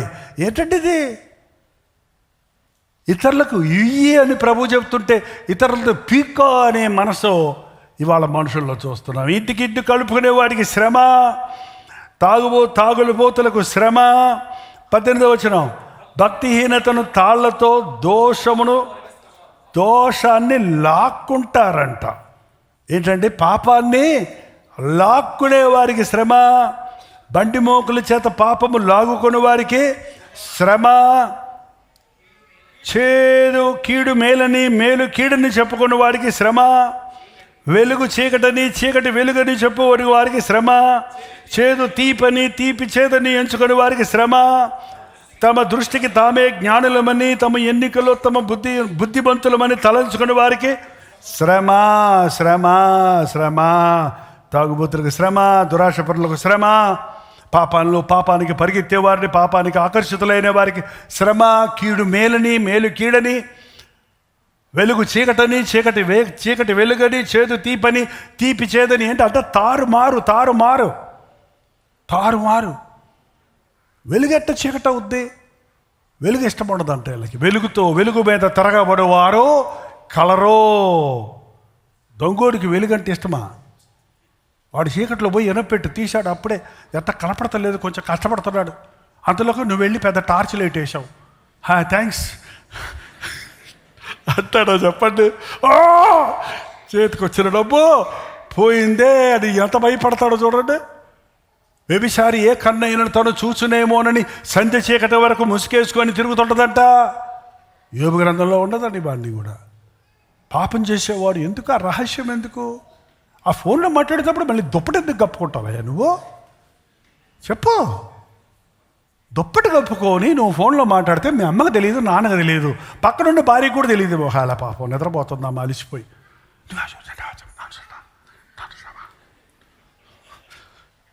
నవ్వుతారేంటండి? లౌడ్ స్పీకర్లో వినపడతాయి అక్కడ దేవుడికి. మీరు చెవులలో గుసగుసలాడినది మేడల మీద ప్రకటించబడుతుంది. మీరు చీకట్లో చేసింది వెలుగులో. ఈ వీడియోలుకి వచ్చాక కొంతమంది సీక్రెట్ కెమెరాస్ పెట్టి వాళ్ళ చూడండి, టీవీలు వేస్తుంటే పరువు పోతుంది వాళ్ళకి. వాళ్ళు గదుల్లో చెప్పుకున్న విషయాలన్నీ బహిరంగంగా ప్రపంచమంతా పట్టలైపోతుంది. చెబుతుంటే నమ్మటం లేదు. దేవుడికి ఏం తెలుసులే అని. మనుషుడికే తెలిసినప్పుడు దేవుడు తెలీదా? మనుషుడే చేస్తున్నప్పుడు దేవుడు చేయలేడా? ఎవడు చూసినా ఎవడు చూడకపోయినా దేవుడు నన్ను చూస్తున్నాడయ్యా. ఎవడు విన్నా వినకపోయినా దేవుడు నన్ను వింటున్నాడు. ఈ మాటలు ఇంకొకడు వినకూడదు అనే మాటలు అంటే మాట్లాడకో. ఈ క్రియలు ఇంకొకడు చూడకూడదు అంటే చేయకు అంతే. ఎందుకంటే నీ ప్రతి మాటను గురించి, నీ ప్రతి క్రియను గురించి దేవునికి లెక్క చెప్పాలి. వీళ్ళకి శ్రమ. ఇంకా అక్కడ ఉంది లంచం పుచ్చువానికి శ్రమ, మద్యాన్ని కలిపి అమ్మేవారికి శ్రమ, నీకు శ్రమ అని ప్రసంగం చేసి మందిరంలోకి వెళ్ళాడు యెషయా ప్రవక్త. 6వ అధ్యాయంలో చూస్తే మందిరంలోకి వెళ్ళాడు. అక్కడ దేవుడి సన్నిధిని చూశాడు. అక్కడ సింహాసనాసనుడైన దేవుని చూశాడు. ఆయన చొక్కా అంచులు మందిరములో మహిమతో నింపబడి ఉంది. అక్కడ కెరూబులు 2 చేతులతో కళ్ళు, 2 చేతులతో కాళ్ళు కప్పుకొని, 2 చేతులతో ఎగురుతూ, 2 రెక్కలతో ఎగురుతూ పరిశుద్ధుడు పరిశుద్ధుడు పరిశుద్ధుడు అని ప్రతిగానాలతో ప్రతిబింబిస్తుంటే, ఆ పరిశుద్ధమైన దేవుని సన్నిధిలోనికి వెళ్ళినప్పుడు, ఆ దేవుని మహిమ తేజస్సుతో కూడిన స్థలంలోనికి వెళ్ళినప్పుడు అందరినీ శ్రమని హెచ్చరించిన యెషయా, అయ్యో నాకు శ్రమ, నేను అపవిత్రమైన పెదవుల గల జనుల మధ్య నివసించువాడను, అపవిత్రమైన పెదవులు గలవాడను. అలాంటి జనం మధ్య నివసించినప్పుడు పాస్టర్లు అండి అందరి దగ్గరికి వెళ్ళాలి. మంచోళ్ళ దగ్గరికి మేము వెళ్తామంటే ఆడు పాస్టర్ అవ్వడం. మురికోళ్ళ దగ్గరికి వెళ్ళమంటే కుదరదు, పాపుల దగ్గరికి వెళ్ళమంటే కుదరదు, తిరగబడే వాళ్ళ దగ్గర మేము వెళ్ళము, తన్నే వాళ్ళ దగ్గరికి అసలే వెళ్ళమంటే నువ్వు పాస్టర్ కాదు. ఏంటండి, మనం వెళ్ళినప్పుడు కల్మషం అయిపోతాం. ఫిజికల్గా మురికి అవుతుంది, స్పిరిచువల్గా కూడా ఎఫెక్ట్ అవుతుంది. బూతు మాటలు ఆడేవాడి దగ్గర నువ్వు కూర్చుంటే, నువ్వు ఆడకపోయినా అవన్నీ జొర ఈ వైరసెస్ లోపల పేరుకుపోయినట్టు మన కంటికి కనపడకుండా వైరస్ వస్తుంది. ఎట్టొస్తుంది? గుట్టకు పెట్టుకొని మాస్క్ వేసుకున్నా కూడా ఇది వచ్చేసింది కదా. ఇది కూర్చున్న చోట కూర్చుంటే వస్తుందంట, తోలు పట్టుకుంటే వస్తుందంట. అప్పుడు జగబయి పెట్టారు కదా, నిజమే కదా అది. అంతకంటే భయంకరమైన పాపం అనే వైరస్ ఉంది. ఆ సోకుతుంది అది మనకి. అపవిత్రమైన పెదవుల వాళ్ళ దగ్గర వాక్యం బోధించి వచ్చిన మనుషుడు వాళ్ళ మాటలన్నీ విని అతని పెదాలు కూడా ఏమైపోయినాయి అంటున్నాడు. ఏంటండి, చెన్నై వాళ్ళ యాస భాష మాట్లాడే వాళ్ళ దగ్గర మనం ఉంటే కాసేపటికి మన నోట ఏ భాష వస్తుంది? బూతు మాటలు మాట్లాడే వాళ్ళ దగ్గర మనం ఉంటే మనకు తెలియకుండానే ఏ మాట వస్తుంది? ఆయన అట్టకి బూతాడి ఏంటయ్యా బూత, మరి వాళ్ళకి అట్టకైతేనే అర్థమవుతుంది అన్నాడు. మళ్ళీ పైకి వాళ్ళకి అదే భాష కాబట్టి వాళ్ళకి అట్లయితే అర్థమవుతుందని నేను కూడా అది నేర్చుకున్నాను వాళ్ళ దగ్గర. నువ్వు నేర్చుకుంటున్నావా, వాళ్ళకి నేర్పిస్తున్నావా? అంటే యెషయా అంటున్నాడు, నేను సినిమా పాటలు ఈయనొచ్చాను, అది నాకు తెలియకుండా మందిరంలోకి వచ్చి ఏంటా సినిమా పాట రాదు, సినిమా పాట దారిలో ఎవడో మైకి పెట్టి ఆ పాట వేస్తున్నాడు, నీకు తెలియకుండా నీ బుర్రలోకి అది వెళ్ళిపోయింది. అందుకని పొద్దునుంచి ఇంటికి తిరిగి వచ్చిన వాళ్ళు స్నానం చేస్తారండి. మీరు చేయరా? అమెరికా వాళ్ళ చేయరా? నిజమైన స్వచ్ఛమైన భారతీయుడు ఏంటంటే రోజుకు 3 సార్లు స్నానం చేస్తే కానీ ఎంట్రుకలు ఎక్కువ ఉన్నాడు ఇంకా ఎక్కువ సార్లు చేయాలంట. జాగ్రత్త, ఎక్కువ వాసన కొడుతుంది చెమట వాసన. అంతేకాదు బయటకు వెళ్ళి వచ్చినప్పుడు అన్ని రకాల ఇన్ఫెక్షన్స్ వచ్చేస్తున్నాయి. అన్నిల దగ్గరికి వెళ్ళినప్పుడు, అవిశ్వాసాల దగ్గరికి వెళ్ళినప్పుడు, లోకంలో తిరిగినప్పుడు మనం దేవుడి సందులోకి వచ్చి ఎప్పుడు వాక్యముతో ఉదక స్నానం చేయబడాలి. దేవుని మందిరంలోకి వచ్చినప్పుడు యు ఆర్ రిఫ్రెషింగ్. మీ కల్మషాల నుండి మీరు విడిపించబడుతున్నారు. ఈ వారం అంతట్లో, ఈ నెలంతట్లో, ఈ సంవత్సరం 11 నెలల్లో మీరు ఎక్కడెక్కడ ఉన్నారో, ఎట్లెట్లా ఉన్నారో, ఏమేమి కల్మషాలు మీకు అంటుకున్నాయో, కానీ ఏ విషయంలో మీరు వీక్ అయిపోయారో, మీ విశ్వాసం లీక్ అయిపోతుందేమో, మీ జీవితంలోనికి తప్పైన ఆశలు మొలకలెడుతున్నాయేమో, పీకేయాలి వెంటనే. అవి చేదైన వేరు ఏదైనా మొలిచి, ఏం వేరది? చేదైన వేరు, విషప వేరు. చాలామందిలో ఇలాంటి ఆశలు వస్తాయండి. ఒక బైబిల్ సేవ చేస్తాను వచ్చాడు తమ్ముడు. మా నాన్నగారు ఇప్పుడు కారు తీసుకొని వచ్చారు. కారు కొంచెం తొడరా అన్నాడు అబ్బాయిని. అది కారు దురుస్తుంటే, కారు దురిసేపెట్టండి, కారు నడిపేవాడైతే బాగుంటుంది కదా, నేను డ్రైవర్ని అవ్వాలి అనే ఆశ వచ్చిందంట వాడికి. ఆ ఆశ వచ్చి నేను డ్రైవర్ని అవ్వాలి, పాస్టర్ని అవ్వాలని వచ్చిన వాడికి ఏమవుతుంది? పాట మారిపోయింది. నేను డ్రైవింగ్ నేర్చుకుంటూ కానీ ఉండరా, నేను నేర్చుకోవాలి, నేను లారీ డ్రైవర్ని అవ్వాలి అనేసి ఒకరోజు వెళ్ళిపోయి ఆయన ఆశ ఫలించేటట్టుగా లారీ డ్రైవరే అయ్యాడు. హల్లెలూయా. ఎక్కడో గుద్ది కాలర్ కొట్టుకున్నాడు, ఒంటి కాలు మనిషి అయిపోయాడు. కాలర్ అయిపోయింది. ఎవనొస్తాడు? 25 years లోపల ఉంటుంది. ఇప్పుడు కుట్టుకుంటూ నడుస్తున్నాడు ఇప్పుడు కూడా. ఏంటంటే అదే భాష, చేదైన వేరు. ఆ డాక్టర్ గారి దగ్గరికి నేను డాక్టర్ని అయిపోవాలి, ఆ ధనవంతుల దగ్గరికి వెళ్తే నేను కూడా ఇలాగ డబ్బు, ఎట్లా సంపాదిస్తారు సార్ మీరు ఇంత? కొంచెం చెప్పండి సార్ నాతో రాయా, నేను నేర్పిస్తాను నీకెందుకు అన్నాడు అనుకో. సరే సార్, ఆదివారం రావాలయ్యా, ఆదివారమే ముఖ్యం మన పని. అలాగా సార్, వస్తాను సార్, వేసేయా బాయ్. ఏంటంటే ఓ చిన్న ఆశ చాలు. అందుకే మనుషులు చెప్పే మాటలు చెవుల్లో పడి, ఒక అందమైన అమ్మాయిని చూశాను రా, నీకు పెళ్లి చేస్తాను రా అన్నాడు అనుకోండి. ఇక ఎప్పుడు చేస్తావు నా పెళ్ళి? ఆ అమ్మాయి ఫోటో పంపవా నాకు? ఆ అమ్మాయి ఎత్తంత, పొడిగంత, లోతంత, ఇంకేందో రాబడంత.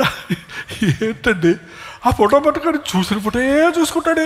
ఎంతసేపు చూస్తే మాత్రం ఏముంటుంది అక్కడ? మరి యేసయ్యను ప్రేమించరా అంటే ఆయన కాదంట, ఈ బొమ్మలు కావాలి, ఈ మనుషులు కావాలి. ఎంతమంది ఈ రోజున తప్పిపోతున్నారండి. సాతాను మనల్ని డైవర్ట్ చేయడానికి మన ముందు అలా పడేస్తాడు, ఆకర్షించేవాడు. వాటికి శ్రమ. ఆ తలంపు వచ్చినప్పుడే దాన్ని పట్టుకో.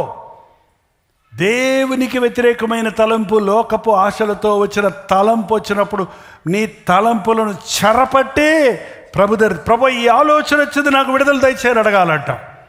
అడుగు, ఎప్పటికప్పుడు నీకు జయం వస్తుంది. ఒక అతను చెప్పాడు, అన్నయ్య ఏడుచుకుంటూ వచ్చాడు. ఏమైంది? మారుమడిచిపోతావు కదా, మారుమడిచిపోతున్నాడు. మంచిగా దేవ విశ్వాసంలో ఉన్నాడు. లేదని ఆమె పనిచేసే స్థలంలో ఒక అమ్మాయిని చూసి ఈ అమ్మాయి నా భార్య అయ్యి ఉంటే బాగుండే అనే ఆలోచన వచ్చింది. నేను ఏం చేయలే, అమ్మాయితో మాట్లాడలే, తప్పు చేయలే, ఏం నాకు ఆలోచన వచ్చింది, ఈ అమ్మాయిని పెళ్లి చేసుకుని ఉంటే బాగుండు. అది పెళ్ళయింది, భార్య గర్భవతిగా ఉంది. ఇంటికి వెళ్ళేటప్పటికి గర్భం పోయిందని భార్య చెప్పిందట. వీడు తెలుసు గుమ్మడికాయలు దొంగంటే భుజాలు అనుకోవటం. నా వలనే దేవుడు అనుగ్రహించిన ఆశీర్వాదం పోయింది, నా తప్పైన తలంపు నాకు శాపాన్ని తెచ్చిందని చిన్న పిల్లోడు ఏడ్చినట్టు ఏడ్చి పశ్చాత్తాపడ్డాడు.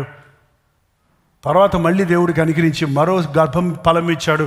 ఆ కుటుంబం తర్వాత దీవించబడింది, దేవుని కొరకు జీవించాడు. నువ్వు తప్పు చేసేటప్పుడు దాని ప్రతిఫలం రాకముందే ఒప్పుకోవాలి. ప్రతిఫలం చూసాక కూడా అక్కర్లేదండి. దేవుడి సన్నిధిలోకి వచ్చినప్పుడు నీ అపవిత్రత నీకు కనపడాలి. ఆయన తేజస్సులో, ఆయన వాక్యపు వెలుగులో యెషయా లాంటి ప్రవక్త అంటున్నాడు, నాకు అయ్యో నేను అపవిత్రమైన పెదవులు గల వాడను, అపవిత్రమైన పెదవులు గల జనుల మధ్య నివసించుచున్నాను, నేను నశించి తిని. అక్కడ కెరూబు ఒక కెరూబు తీసుకొచ్చి ఏం చేశారు చూడండి 7వ వచనంలో, ఇది నీ పెదవులకు తగిలిన గనుక నీ పాపమునకు ప్రాయశ్చిత్తమాయను, నీ దోషము తొలగిపోయాను అనెను. కారుతో ఒక నుప్పు తీసుకొచ్చి తన పెదవులకు తగిలిచ్చినప్పుడు నీ పాపానికి ప్రాయశ్చిత్తమైపోయింది, నీ శాపం కొట్టివేయబడింది. నువ్వు ఎన్ని శాపాలు మోసుకొస్తున్నావో మందిరంలోకి వచ్చినప్పుడు, దేవుని సన్నిధి ఇక్కడ, దేవుని అగ్ని ఇక్కడ, నా మాట అగ్ని వంటిది కాదా, బండలను పగలగొట్టు సుత్తె వంటిది కాదా. దేవుని మాటను నీవు అంగీకరిస్తే ఆ మాట నిన్ను శుద్ధీకరిస్తుందండి.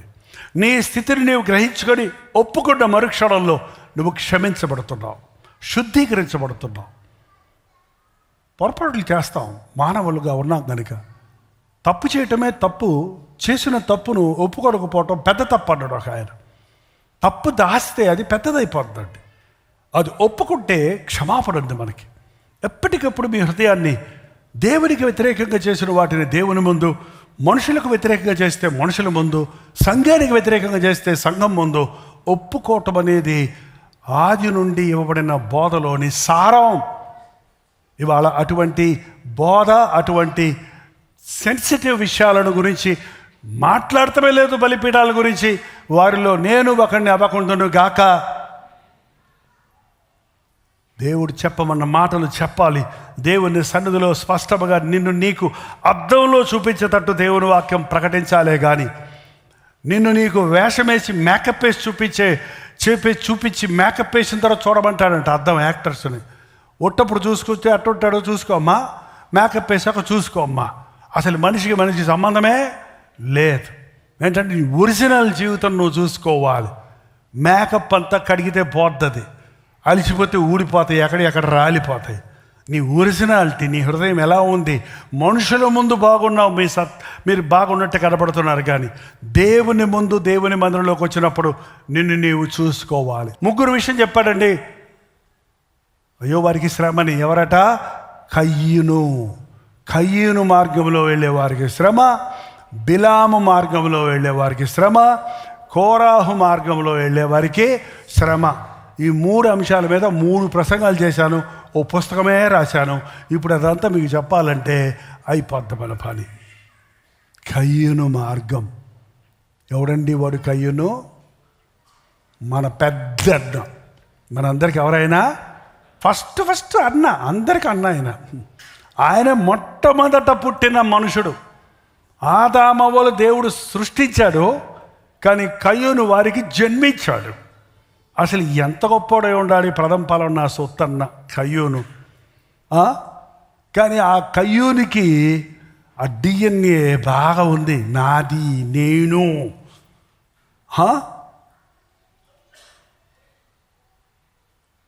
అర్పణ ఇచ్చినప్పుడు కృతజ్ఞత లేకుండా ఎవరిదంటే కొట్టుకొచ్చి కారకాయలు తీసుకొచ్చి అక్కడ వేసాడు, కాయగూరలు తీసుకొచ్చి. వ్యవసాయం చేస్తున్నాడు కాబట్టి వ్యవసాయం ఇవ్వాలి, అదే ఇస్తాడు కనీసం. కానీ ఆ శపితమైన భూమి నీ నిమిత్తమై శపించబడిందని చెప్పాడు ప్రభు. ఆ శపితమైనది తీసుకొచ్చి అది కూడా మనసు పెట్టకుండా ఇచ్చాడు అతను. అయితే హేబేలు తన గొర్రెలలో మంచిది, శ్రేష్టమైంది ఇచ్చాడు. గొర్రె ఇచ్చాడనేది కాదు, అక్కడ శ్రేష్టమైంది ఇచ్చాడు దేవుడికి. దేవుడు కయ్యడును అతని అర్పణ లక్ష్య పెట్టలేదు, హేబేలును అతని అర్పణ లక్ష్య పెట్టాడు. అయితే ఏంటంట, అందుకు కయ్యను కోపం వచ్చింది. దేవుడు దిగి వచ్చి, కయ్యను నీకు కోపం ఎలా? సత్క్రియ చేసిన నీవు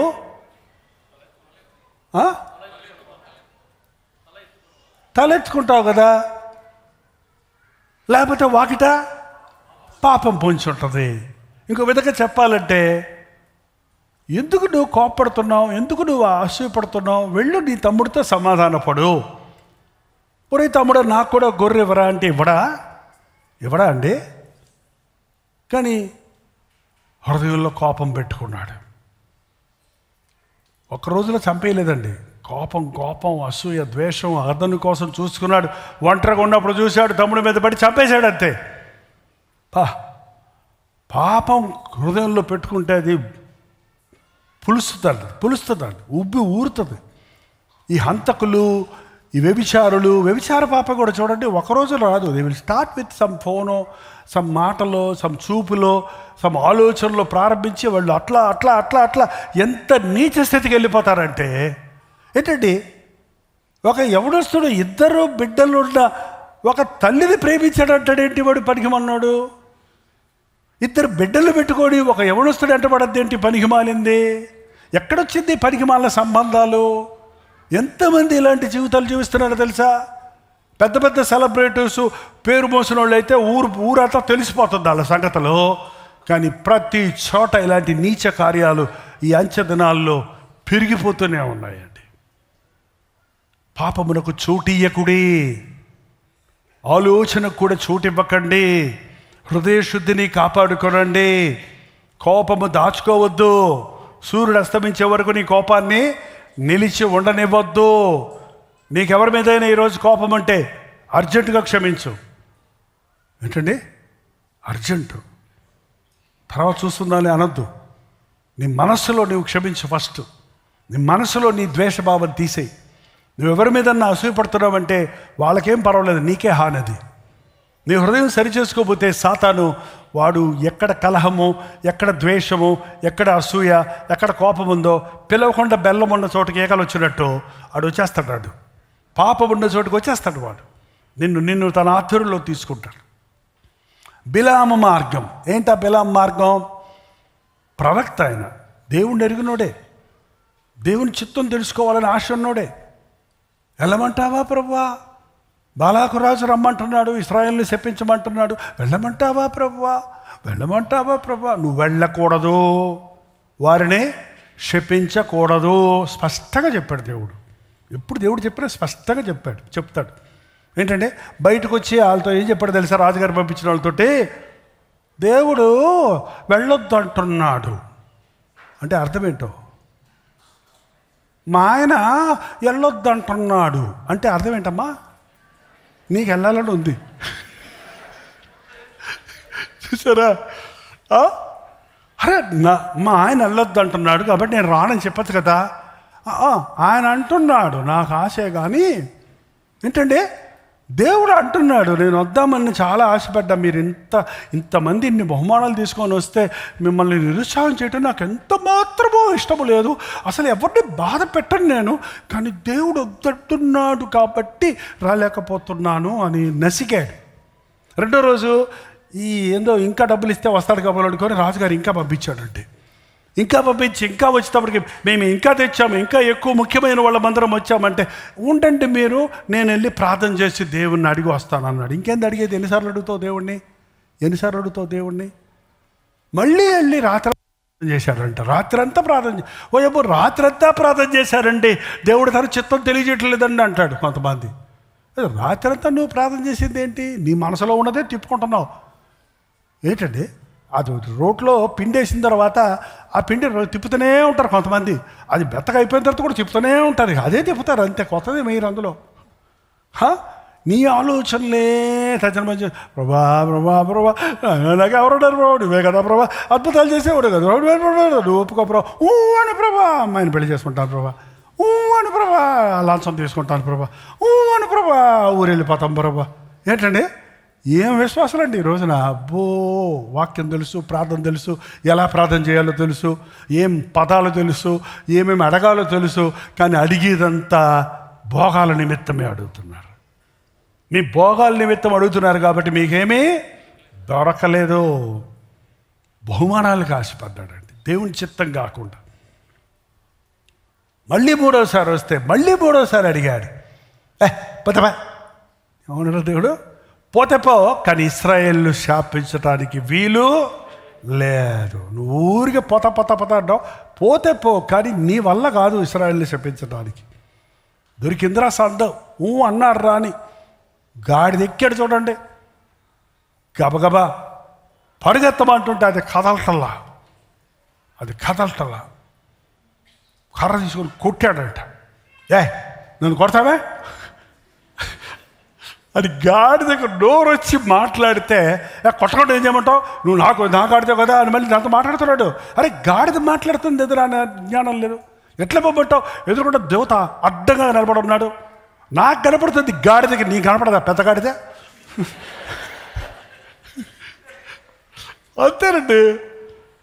యుగ సంబంధమైన దేవత అవిశ్వాసమైన మనోనేత్రాలకే దేవుని కార్యాలు మనకు కనబడవు. దేవుడు తెరిచిన తలుపు కనపడదు, దేవుడు మూసిన తలుపు మనకు కనబడదు. ఎంత మూఢత్వం అండి! సొంత తలంపులతో నిండినోడికి దేవుని తలంపులు రావు. నీ హృదయాన్ని సొంత ఆలోచనలతో నింపేసుకున్నప్పుడు దేవుని ఆలోచనలు అందులో పుట్టవు. గ్లాసు నిండా మురికి నీళ్లు పోసుకొని దేవా నింపు నింపు నింపు అని నువ్వు ఎంతసేపు ప్రార్థించినా ఎలా నింపుతాడు? నువ్వు ఆ మురికి నీళ్లు పాడబోయకుండా, ఆ పాత్ర ఖాళీ చేయకుండా, నీ హృదయాల్లో ఉన్నదాన్ని ఖాళీ చేసి దేవా నింపు అంటే తన ఆలోచనలతో నింపుతాడు. కానీ నీ ఆలోచనలతో నువ్వు ఫుల్గా ప్యాక్ చేసుకొని నింపమంటే ఎలా దేవుని ఆలోచనలు నీలోకి వస్తాయి? బిలాము మార్గము, డబ్బుల కోసం, పేరు కోసం రాజుగారు పిలిచారంట. అయితే ఏమంట, రాజుగారు పిలిచాడు. అంతేకాదు, ఆ బిలాము చేసిన మరింత ఘోరమైనది ఏంటంటే, రాజు తిట్టాడు. ఏంటయ్యా నిన్ను ఆశీర్వదించమని చెప్పించమని పిలిపిస్తే ఆశీర్వదిస్తున్నావు? ఆయన చెప్పిస్తాడు. ఆశీర్వదించబడిన వారు వర్ధిల్లుతారు, దీవించబడతారని చెప్పి వస్తున్నాడు ఆయన పోయి. ఆ బాలకు పిలిచాడు. ఏది నువ్వు చేశావు? నన్నే చేయబట్టావయ్యా. దాని నోరు తెరిస్తే దేవుడు పెట్టిన మాటలే చెప్పాలి. మరి ఎట్లా? నీకు ఎంత డబ్బు ఇచ్చావు, నీకు ఒక ఐడియా చెప్పంటే ఒక ఐడియా చెప్పాడండి. ఏం చెప్పాడు తెలుసా? దేవుడు ఆశీర్వదించబడిన వారిని ఎవ్వరూ శపించలేరు. ఒక వ్యక్తి శపించబడాలంటే వాడు పాపమునకు చోటిస్తే ఆటోమేటిక్గా శపించబడతాడు. తెలుసండి? పాపానికి చోటిస్తే శాపం వస్తుంది. పాపము నీలో లేనంత వరకు 100 మంది 1000 మంది ఎంతమంది ఎన్ని శాపాలు పెట్టా నీకు అదేమి హేతువు లేని శాపమో నీకు తగలదు. మీ మోయాబు స్త్రీలు అందమైన వాళ్ళు ఉన్నారు కదా, ఇశ్రాయేల్ పాళెంలోని పంపించు, వాళ్ళని అక్కడ బాగా డ్యాన్సులు వేయమను. ఆ ఇశ్రాయేలు యవనస్తులు అందరూ ఈ అమ్మాయిలను చూసి వాళ్ళతో తప్పు చేస్తారు, వ్యభిచరిస్తారు. అప్పుడు ఏమీ చేయక్కర్లేకుండానే దేవుని కోపం వారి మీద రగులుకుంటుంది అని సలహా ఇచ్చాడండి. పిచ్చి పిచ్చి సలహా. ఏంటండి? పిచ్చి సలహాలు సేవకులు ఇస్తే ఎట్లండి? పిచ్చి సలహాలు విశ్వాసులు ఇస్తే ఎట్లండి? దెయ్యపు సలహాలు తీసుకొచ్చి దేవుని బిడ్డలు తీసుకుంటే ఎట్లండి? ఎంత భయంకరం అండి! బిలాము బోధ మీలో లేకుండా చూసుకోమన్నాడు. అందుకనే పెర్గమ సంఘముతో దేవుడు కయ్యూను మార్గం, బిలాం మార్గం, కోరాహు మార్గం. ఎవడి కోరాహు? ఇశ్రాయేలీలో విడిపించబడిన వారిలో ఒకడు. కోరాహు, దాతాను, అభిరామను ముగ్గురు బాగా ఫ్రెండ్స్ అయిపోయారు అంటే వీళ్ళు. అక్కడ మోషే మాట్లాడుతుంటే వీళ్ళది వేరే మాటలు. అక్కడ ఫ్రెండ్షిప్ ఏంటంటే గ్రూపిజం. చర్చెస్లో ఇవాళ గ్రూపిజం. దేవుని మహాకృప వల్ల మన చర్చిలో నాకు తెలిసినంత వరకు గ్రూప్స్ లేవు. ఏంటంటే మనం ఈ గ్రూప్స్ ఉంటాయిలేండి. ఏంటది? Video group, audio group, full time workers group అని ఇప్పుడు పెట్టుకున్నాం. వాట్సాప్ గ్రూపులు అవి వేరు. కానీ ఎక్కడెక్కడ గుంపులు తెలుసుకొని ఎవరిదెవడో ఇష్టం వచ్చినట్టు చేసుకుంటాం లేదు. ఒక్క నాయకత్వంలో, ఒక్క ఆధ్వర్యంలో, ప్రార్థనతో ఒక నిర్ణయం తీసుకొని సాగాల్సిందే. కానీ చాలా చర్చెస్లో,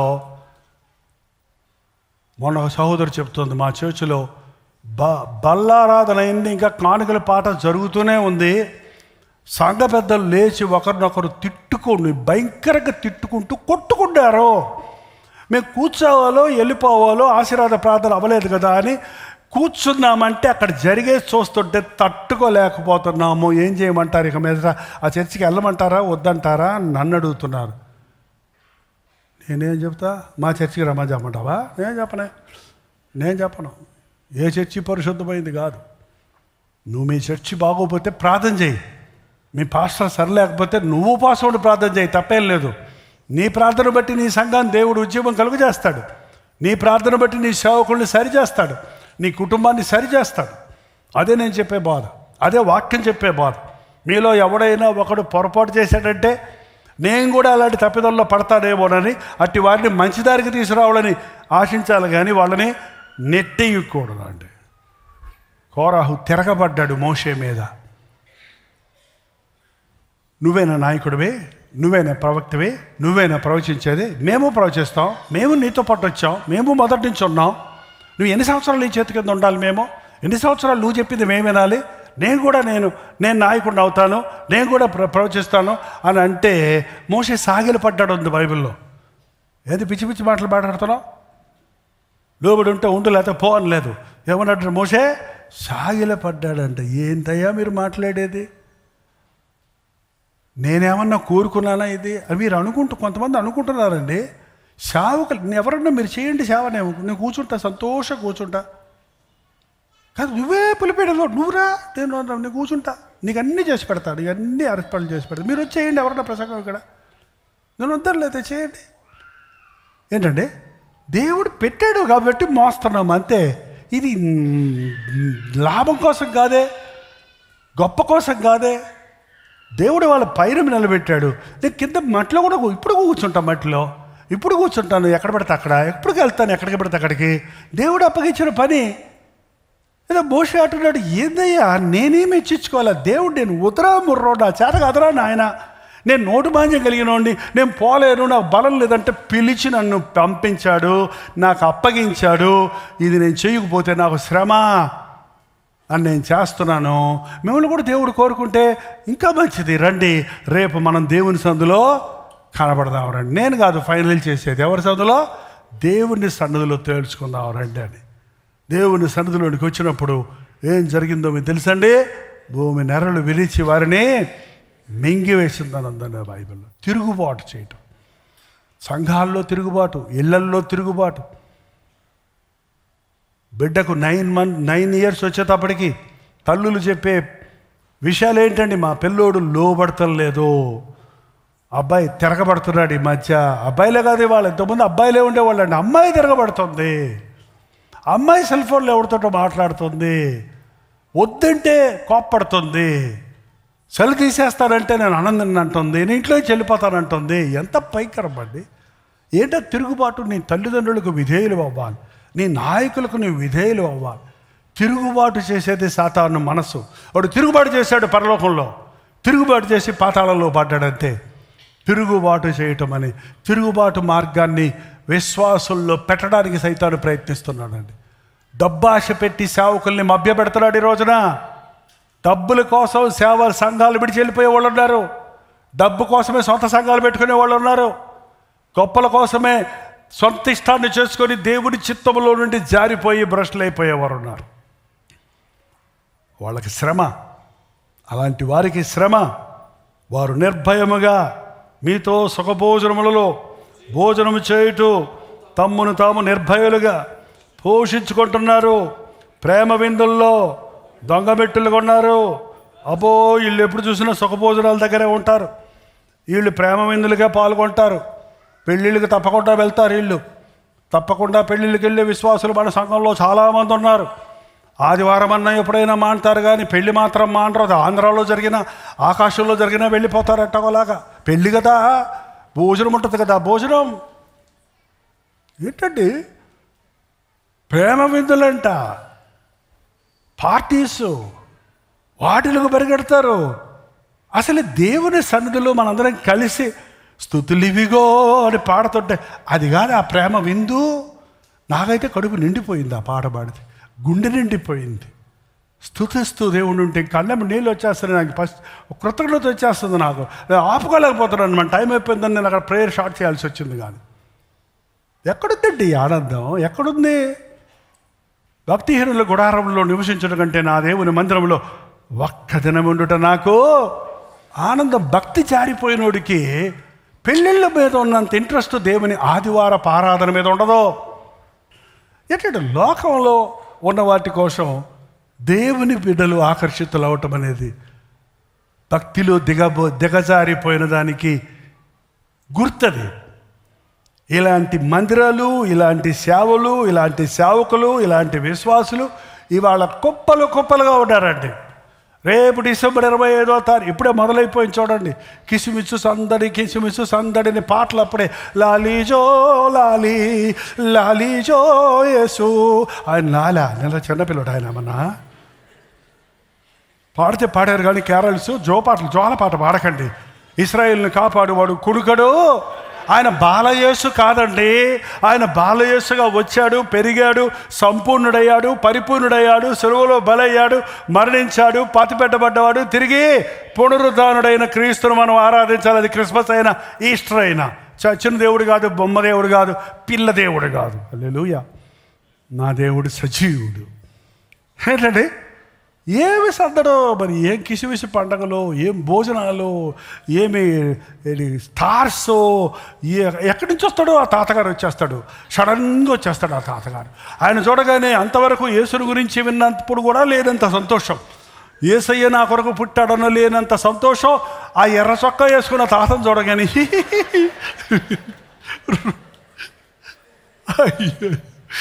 అయ్యో అయ్యయ్యో. క్రిస్మస్ తాత కాదండి, సెంట్ నికోలాస్. ఒక చాలా ధారాళమైన క్రీస్తు ప్రేమ కలిగిన ఆది సంఘంలో ఉన్న ఒక పరిశుద్ధుడు, ఒక సెంట్ నికోలాస్. పేదలకు సహాయం చేసే ఆయన్ని, దాని గురించి చాలా కథలు ఉన్నాయి, ఇంకోసారి చెప్తా. ఆయన సంచుల్లో బహుమానాలు ఇచ్చిపోయేవాడు కుర్రోళ్ళకి, పిల్లలకి.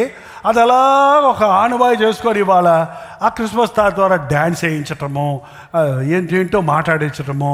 మనమే కాదు, ఊళ్ళో వాళ్ళందరూ కూడా ఎర్ర టోపీని ఎత్తిరేసుకుంటారండి. క్రైస్తవేతరులు కూడా ఈ రోజున క్రిస్మస్ బలి చేస్తారు చూడండి. అది కాదు పండగల సంతోషం క్రైస్తవ భక్తి కాదండి. క్రిస్మస్ రోజు వచ్చిన వాళ్ళందరూ పరలోకం పోరండి. ఏ చర్చిలో కూడా రండి, చర్చిలు పట్టవి. ఇవాళ క్రిస్మస్ రోజు పందిర్లు వేసేస్తారు చర్చిల చుట్టూ. ఎందుకంటే మొత్తం వస్తారు, తప్పినోళ్ళు, దారినోళ్ళు, వచ్చినోళ్ళు, పోయినోళ్ళు. 52 ఆదివారాలు దేవుని మందిరానికి వెళ్ళావా? అనుదినము 366 రోజులు మోకాల్లోని ప్రార్థించి వాక్యాన్ని ధ్యానించే విశ్వాసిగా ఉన్నావా? నిత్యము నీ హృదయశుద్ధిని కాపాడుకుంటూ మంచి మనస్సాక్షిని కాపాడుకుంటున్నావా? వాళ్ళు చేసే ఆర్భాటాలంట ఊ అని వచ్చేసి ఏదో పెద్ద గాలి వచ్చేస్తుంది, తుఫాను వచ్చేస్తుందని అనేటువంటి ఒక గాలి మార్పులు వచ్చి ఒక చుక్క కూడా వర్షం పడ్డప్పుడు ఎట్లుంటుంది చెప్పండి? అట్లుంటుందంట వాళ్ళ ఆర్భాటం. ఆ చెట్టుకు చాలా చెట్లు ఉంటాయి, ఉయ్యి ఉయ్యి ఉయ్యని ఊగుద్దని ఒక కాయ కూడా దాంట్లో ఉండదంట, ఒక పండు కూడా దాంట్లో ఉండదంట. వాళ్ళలో క్రియలు ఉండవు, అన్నీ ఆర్భాటాలే. ఇలాంటి వాళ్ళు రాకడ గురించి ఎగతాళి చేసేవారు, ఇలాంటి వాళ్ళు అనేకులు ఉన్నారు. చివరిగా 17వ వచనం చదివి నేను ముగించాల్సిందే. ప్రియులారా, అంత్యకాలమునందు తమ భక్తిహీనమైన దురాశల చొప్పున నడుచుచు పరిహాసకులవుదురని ప్రభువైన యేసుక్రీస్తు అపోస్తులు పూర్వమందు మీతో చెప్పిన మాటలు జ్ఞాపకం చేసుకోండి. అట్టివారు ప్రకృతి సంబంధులను ఆత్మ లేని వారునై ఉండి భేదములు కలుగు చేయుచున్నారు.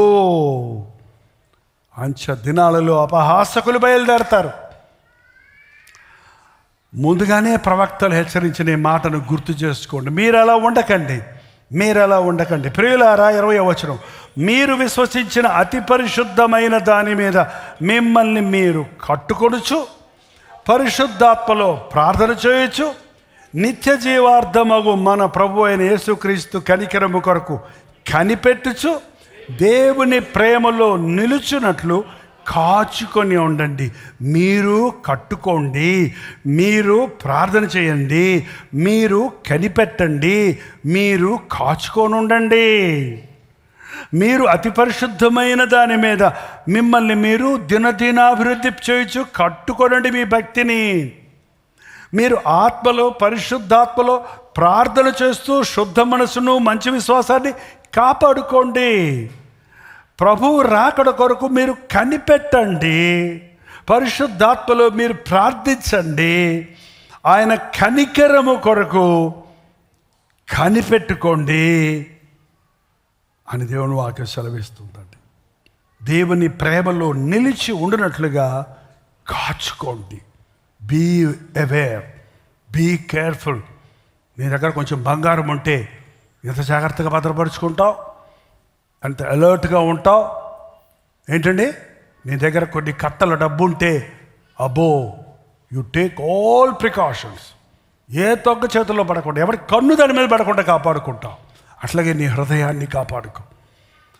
దోచుకునే దురాత్మ, దుష్టుడు నీ హృదయంలో జ్వరబడకుండా, నీకున్న పరిశుద్ధతను కాజేయకుండా, నీ మనస్సాక్షిని పాడు చేయకుండా నీవు దేవుడిచ్చు సర్వాంగ కవచమును ధరించుకోమని దేవుని వాక్యం సెలవిస్తుంది. లేచి నిలబడండి, ప్రార్థన చేద్దాం. ప్రతి ఒక్కరు లేచి నిలబడండి, ప్రార్థన చేద్దాం.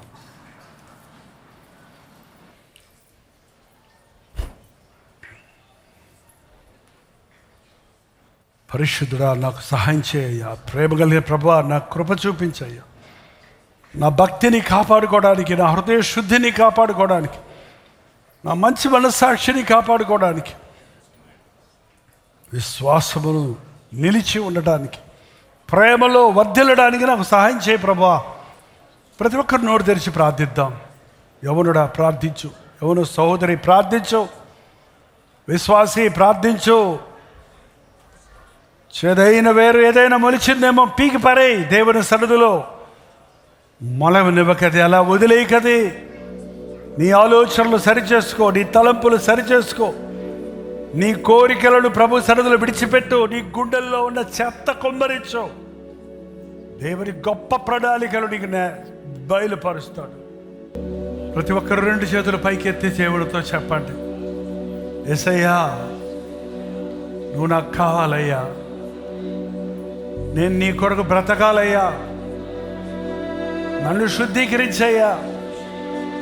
నా నడినెత్తి నుండి అరికాల వరకు నీ పరిశుద్ధ రక్తాన్ని ప్రోక్షించి, నీ ఆత్మతో నన్ను అభిషేకించి, ఒక నిజ క్రైస్తవుడిగా ఈ లోకానికి బతికి చూపించడానికి నాకు సహాయం చేయయ్యా. నన్ను విడిచిపెట్టొద్దయ్యా, నన్ను మర్చిపోవద్దయ్యా. నేను నిన్ను మరిచిపోయి చాలా కాలమైంది. నేను విడిచిపెట్టి ఎంతో కాలం అయిపోయింది. ఇంకా నన్ను ప్రేమిస్తున్నావా? ఇంకా నన్ను క్షమిస్తావా? అవును, ఇంకా ఇంకా క్షమించే దేవుడు ఆయన. ఆయన ప్రేమ అంతవరకు ఉండేది. ఆయన ప్రేమ మార్పు లేనిది. నీ పరిస్థితిని బట్టి కాక నిన్ను నిన్నుగా ప్రేమించాడు యేసయ్య. నన్ను ప్రేమించిన యేసయ్య నీకు వందనాలని నోరు తెరిచి చెప్పండి. ఎందరో లోకంలో ఉన్న నిన్నే కోరుకున్నాడు ఆయన. నువ్వు నాకు కావాలి, నేను నిన్ను వాడుకోవాలి, నువ్వు నా కొరకు బ్రతకాలని అడుగుతున్నాడు యేసయ్య ఈ రోజున. నిన్నే సోదరుడా దిక్కులు చూడవద్దు, నిన్నేనమ్మా అటు ఇటు చూడకు.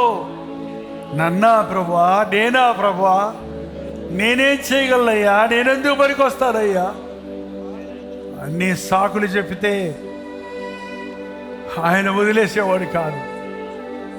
నీ బలహీనతలు బలంగా చేస్తా, ఆయననేమి నేను నీకు తోడుగా ఉంటానని చెప్పిన ప్రభు బలహీనులను కోరుకునేవాడు, వెర్రి వారిని కోరుకునేవాడు. నేను నన్ను కోరుకుంటున్నాను. ఆయనకి అప్పగించుకుందాం, ఆశీర్వదించబడదాం. దేవా, ఈరోజు నా చేతిని నీకు అప్పగిస్తున్నాను. పడకుండా కాపాడయ్యా, నీ చిత్తములో నడిపించయ్యా అన్నవారు మీ కుడి చేయి బాగా ఎత్తి చూపించండి. మీ 2 చేతులు ఎత్తి చూపించండి. 2 చేతులు పైకి ఎత్తితే దేవా, ఇదిగో ఐఎమ్ సరెండరింగ్, నీకు అప్పగించుకుంటున్నాను, నీ సొత్తని దేవుడితో ఒక నిబంధన చేయటం.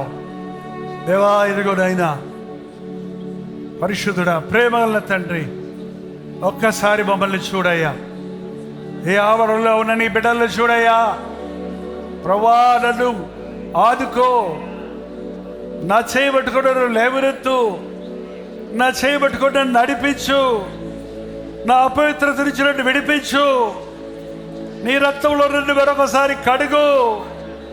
నీ సాక్షిగా నేను వర్ధిల్లినట్లు నన్ను దీవించు అని ఆశతో చేతులెత్తి నీకు మొరపెడుతున్న ప్రతి వారిని చూడయ్యా. మా హృదయాంతరేంద్రియాల్లోనికి చూడయ్యా. మా బలహీనతలు నీకు తెలుసయ్యా, మా బలం మీకు తెలుసయ్యా. మా కొరకు నీవు కలుగున్న ప్రణాళికలు మాకు తెలియదు కానీ నీకు తెలుసు కదా. అవి లెక్కించలేనన్నవి కదా. మా ఒక్కొక్కరి పట్ల నీ తలంపులను నెరవేరడానికి సహాయం ఇచ్చి దేవా, ఈ ఆరాధనలో ఉన్న వారు ఎవ్వరూ నరకంలోనికి పోకుండా భయంతో వడకతో అంతవరకు రక్షణ కొనసాగించుకోవడానికి ఎన్ని శ్రమలు వచ్చినా, ఎన్ని పోరాటాలు వచ్చినా, ఎన్ని ఆకర్షణలు సాతాను తెచ్చినా పరిశుద్ధాత్మ యొక్క శక్తితో ప్రభువైన యేసుక్రీస్తు నామముతో జయించుటకు మాకు సహాయం చేయండి. హృదయ శుద్ధిని కాపాడుకుంటూ విరిగి నలిగిన హృదయంతో నిన్ను వెంబడిస్తూ నశించిపోతున్న వారికి నిన్ను ప్రకటించడానికి బ్రతుకు ద్వారా, మా బ్రతుకుల ద్వారా నిన్ను చూపించడానికి సహాయం చేయండి. ఆరాధన ముగుస్తున్న మీ ఆత్మకార్యమును కొనసాగించమని క్రీస్తు నామములో అడుగుచున్నాను తండ్రి, ఆమేన్.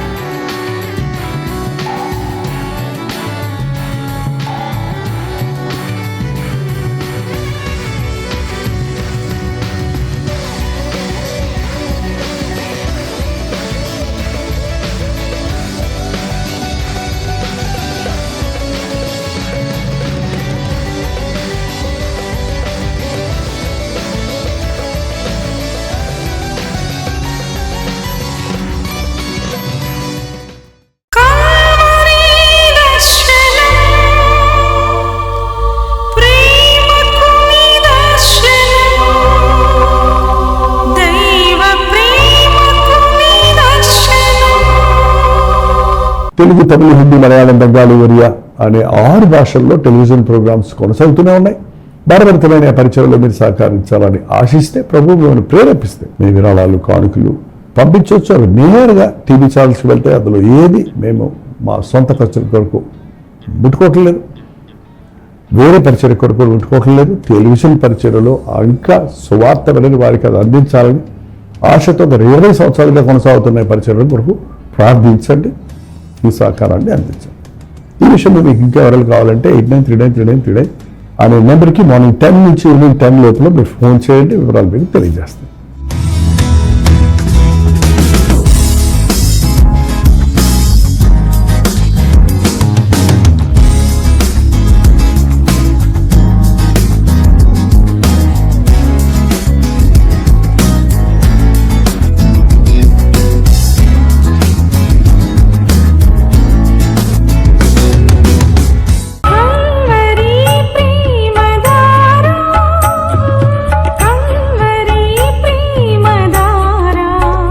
కల్వరి ప్రేమధార అనే మా ద్విమాస పత్రికను ఈ మధ్య త్రైమాస పత్రిక అంటే 3 నెలలకి ఒక్కసారి మాత్రమే ప్రింట్ చేయగలుగుతున్నాం.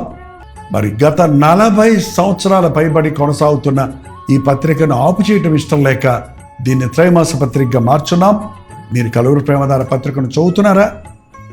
ఒక ఉచిత పత్రిక కావాలంటే ఇవ్వాలే మీ పేరు, చిరునామా, అడ్రస్తో పాటు ఇంటి నెంబర్తో పాటు క్లియర్గా పంపించండి. తప్పకుండా ఒక ఉచిత పత్రికను మీకు పంపిస్తాం.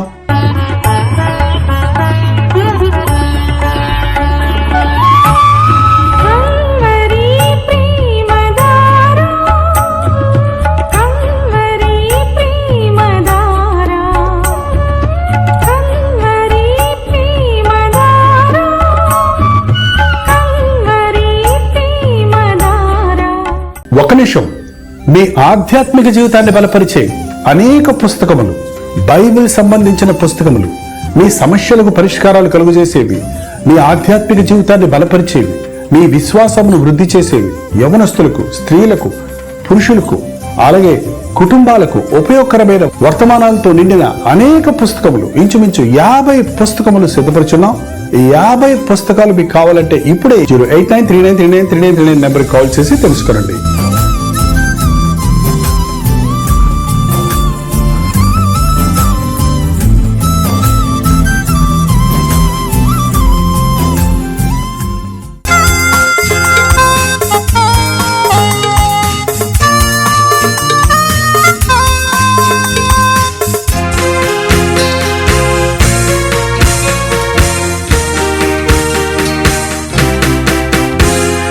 బ్రతుకు భారమై నిరాధారమై నిరాశతో నిండిన వారికి ఇది నిరీక్షణ ధ్వని. బ్రతుకు భారమై నిరాధారమై నిరాశతో నిండిన వారికి ఇది నిరీక్షణ ధ్వని. నలిగిన హృదయములా